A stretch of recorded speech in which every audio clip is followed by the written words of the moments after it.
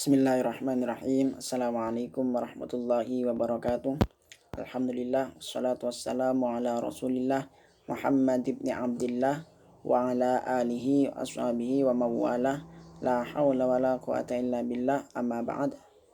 Yang terhormat dosen pengampu mata kuliah ekonomi makro Bapak Dr. Abdul Wadud Nafis LC MEI, dan tidak lupa juga kepada teman-teman Perbankan Syariah 1 yang saya cintai dan saya banggakan. Sebelumnya perkenalkan, nama saya Muhammad Lutful Hamim, NIM E2019-1013.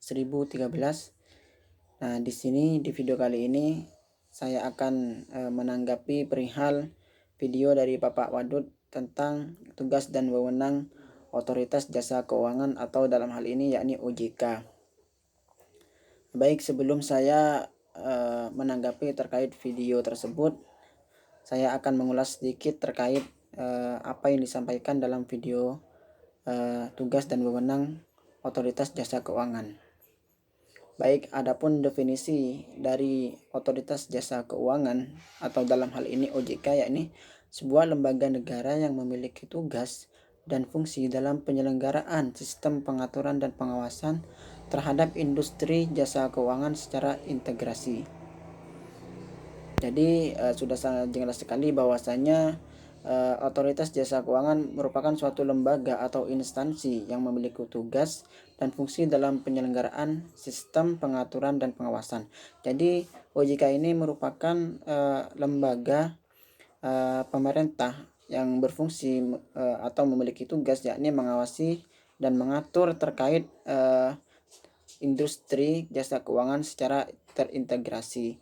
Kemudian adapun asas-asas Otoritas Jasa Keuangan, yakni yang pertama ada asas independensi, kemudian ada yang kedua yakni asas kepastian hukum, kemudian asas kepentingan umum dan asas keterbukaan, kemudian asas profesionalisme, kemudian asas integrasi serta asas akuntabilitas.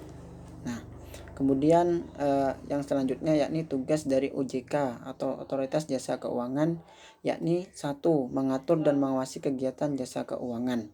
Jadi sudah jelas tadi di definisi sudah dikatakan bahwasanya tugas dari OJK ini yakni mengatur dan mengawasi kegiatan jasa keuangan, baik itu di jasa perbankan maupun non perbankan, seperti itu.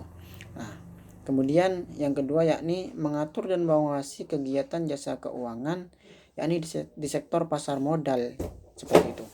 Kemudian yang ketiga yakni mengatur dan mengawasi kegiatan jasa keuangan yakni ada di sektor asuransi, lembaga pembiayaan, kemudian dana pensiun, dan yang selanjutnya dan lembaga-lembaga yang lain, seperti itu ya.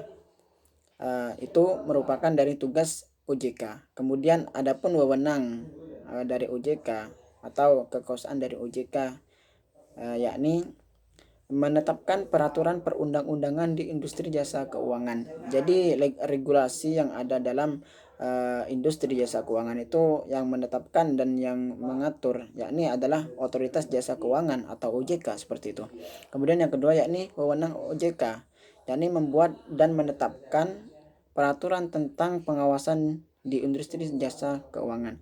Yakni wewenang dari OJK selanjutnya yang kedua yakni melakukan menetapkan dan membuat peraturan tentang pengawasan. Nah, sudah jelaskan bahwasannya tadi di definisi juga OJK ini berfungsi sebagai pengawas, seperti itu.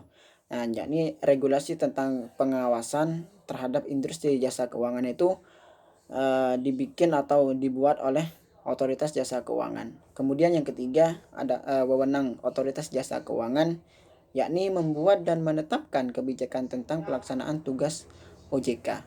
Yakni tugas-tugas OJK sendiri itu ditetapkan dan dibuat sendiri oleh Otoritas Jasa Keuangan. Kemudian yang keempat yakni mengatur tentang tata cara penetapan pengelola statuter di lembaga jasa keuangan. Kemudian yang kelima mengatur struktur organisasi dan infrastruktur yang ada di Otoritas Jasa Keuangan.